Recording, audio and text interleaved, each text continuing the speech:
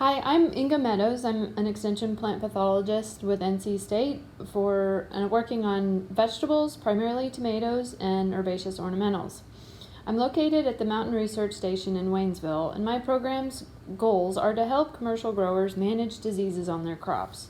In doing so, we evaluate a lot of fungicides and bactericides for efficacy, and these can either be experimental products before they are released to the market, or they may be products that are already available, but that we want information on their efficacy under local conditions. We also evaluate a variety of other management strategies, like the use of resistant cultivars for reducing disease and using grafted tomatoes for improving yields. There are a few foliar diseases we can rely on occurring on tomato each year. These include bacterial spot, early blight, and late blight. Others like septoria leaf spot may occur depending on the field and the weather conditions, but generally we can manage these also with the spray program that is based on the 3 diseases I mentioned before. And you can see these symptoms of these diseases as they pop up on your screen. Each year, my program evaluates products and/or programs to manage these foliar diseases. Obviously, this year was a little bit different due to restrictions around COVID, but this information directly feeds into that spray program that I mentioned for tomato. And this is a resource that is updated annually and is available online through the NC State Vegetable Portal and on my website. But we've been evaluating a number of products for efficacy against bacterial spot on tomato. And this disease is really hard to manage as our weather is really conducive to this disease, given our warm, humid conditions and frequent rainfall, which really drives this disease. Couple that with a lack of effective products makes it really difficult to manage. Our standard program includes mancozeb mixed with copper, which is shown to be more effective on copper-resistant strains, which are prevalent throughout the state. Then we also use Actigard in that program, which is a plant host defense inducer, every 14 days. Our studies have shown that the standard program, which I just outlined, does not reduce yield any more so than just using Actigard alone. And another product, LifeGuard, which also induces the plant's defense system, when used at the highest label rate, has also been effective. So we're looking at actually removing copper altogether from the spray program. And some growers have been doing this already.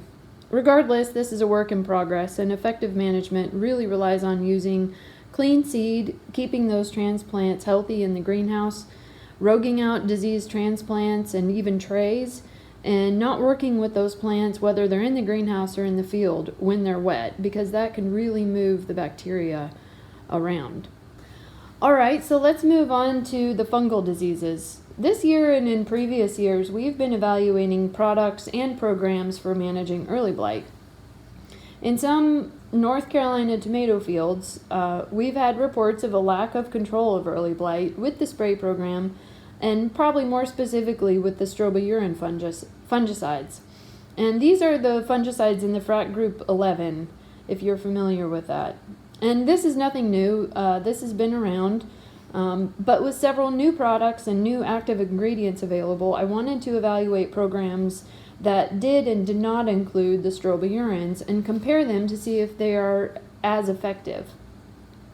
So when we evaluate these, we evaluate the efficacy using strains of the early blight pathogen that are known to be resistant to azoxystrobin, one of those strobilurin fungicides. And what we've seen is that there are several programs and/or products that do effectively manage early blight and also effectively manage septoria, one of the other common fungal diseases we see in North Carolina. And pictures of some of the different treatments that I am talking about should be popping up on your screen. But if we look at this graph from last year, if you focus on the dark colored bars, where the longer the bar, the more disease was present, you can see that each of the programs effectively managed early blight, especially the bottom 6 programs.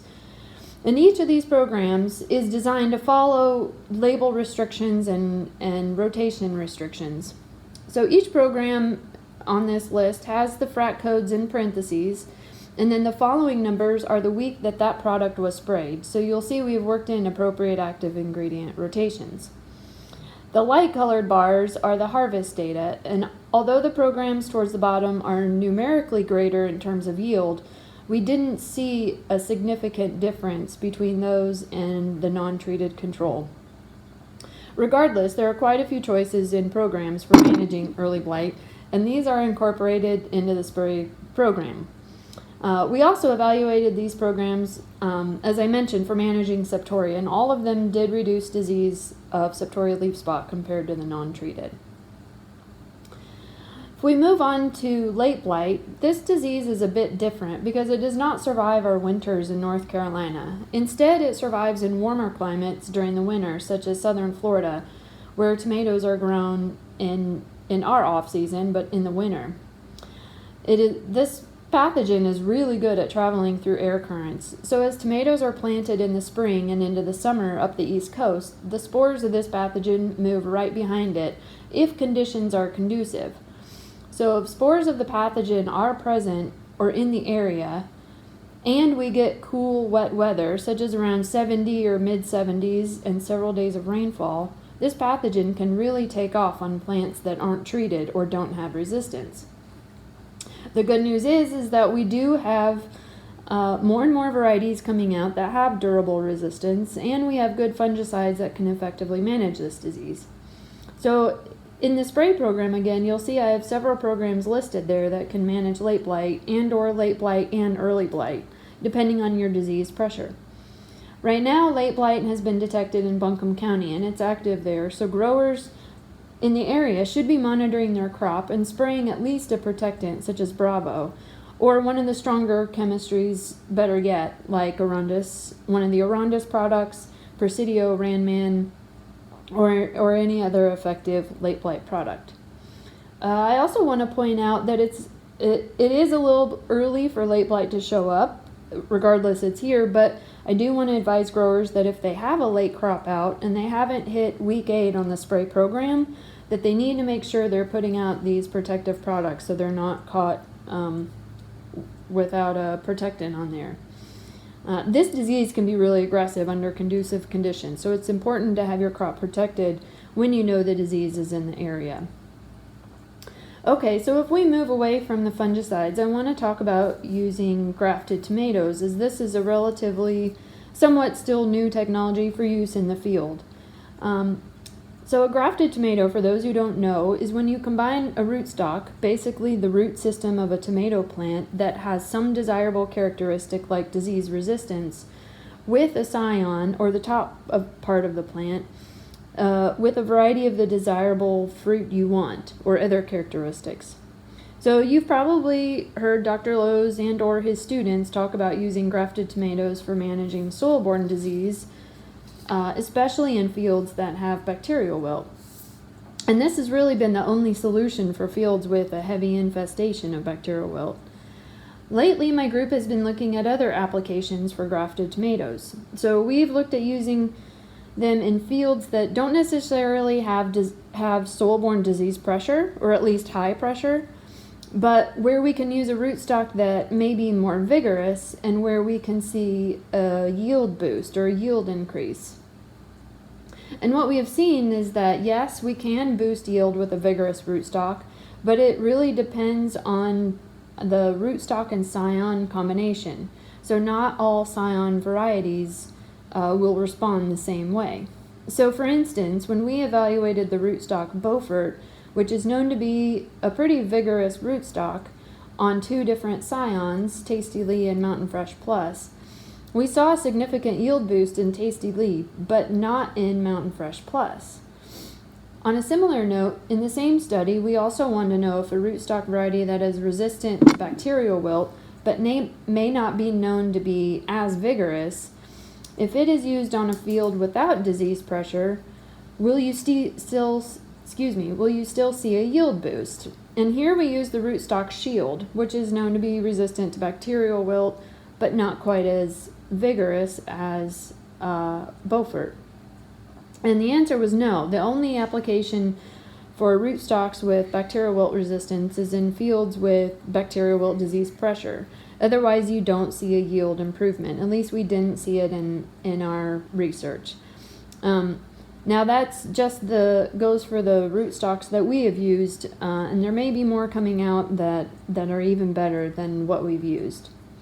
But the take home here is that, one, you must know what soil-borne disease pressure you have in your field and select the rootstock appropriately. If you don't have strong disease pressure, but you still want to see if you can increase your yield, then look for a more vigorous rootstock.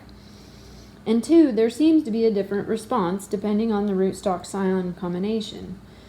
So given that there are so many varieties of tomato, it's really recommended for growers to do a test run on their farm with the variety or varieties they are interested in, so they can find the combination that works for them on their farm. It's impossible to test every combination, unfortunately. I wish we could. But you can get more information on the rootstocks by asking, say, the representative from the grafting company you're interested in, and or visiting graftingvegetables.com. There's a lot of good extension and university information on that website. Another grafting project we worked on is to see if we can use grafted tomatoes combined with late blight resistant scions for the organic or reduced pesticide market or reduced pesticide growers. So one of the problems we have is that in organic production, or growers that want to use more organic products, late blight can seriously limit production in the late season because there are no organic products that work for this disease that are effective. So growers have to either use a resistant variety, of which there are limited options available, or stick to growing early in the season. So in our NC State breeding program, both Dilly Panthy, our tomato breeder, and Randy Gardner, who's the retired tomato breeder, have both been working to develop varieties with durable late blight resistance, and also looking at some varieties that can be developed with late blight resistance that are of the heirloom type, since that is a very highly desirable variety or fruit to the consumer. So in our evaluation, we used 5 cultivars: Mountain Girl, Mountain Rouge, Mountain Gem, Mountain Heritage, and NC10291, which is still in the experimental phase, which all have resistance to late blight, a durable resistance. And we wanted to know if we could boost yield while deploying late blight resistance by grafting these varieties onto the vigorous rootstock Maxifort. Of course, we compared yields in the same cultivars non-grafted. So all those that I just mentioned were grafted and non-grafted.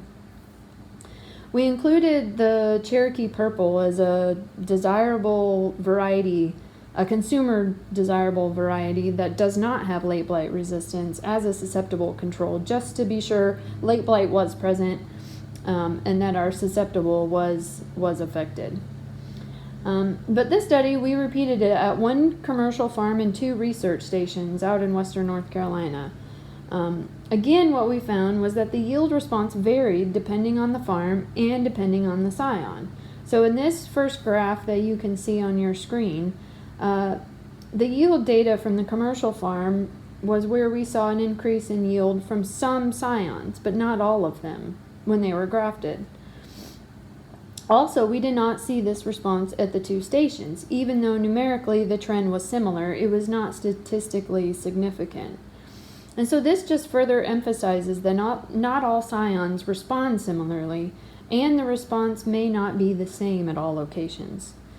It also emphasizes the importance of what I mentioned before of doing a test run on your farm with a small number of grafted tomatoes before planting an entire field in grafted. Given that the grafted tomatoes are so much more expensive than non-grafted, it's important to know what effect you're after before jumping into it. So overall, the use of grafted tomatoes in field production does have its uses, but they are limited, site-specific, and variety-specific. So given the expensive nature of the seedlings, it must be carefully considered before attempting to plant a whole field. So this wraps up and summarizes most of the work we've been doing on tomato out here in western North Carolina. I appreciate your listening in. If you do have any questions or want more information, you should be seeing my contact information on the screen, and feel free to contact me. Thank you and have a good day.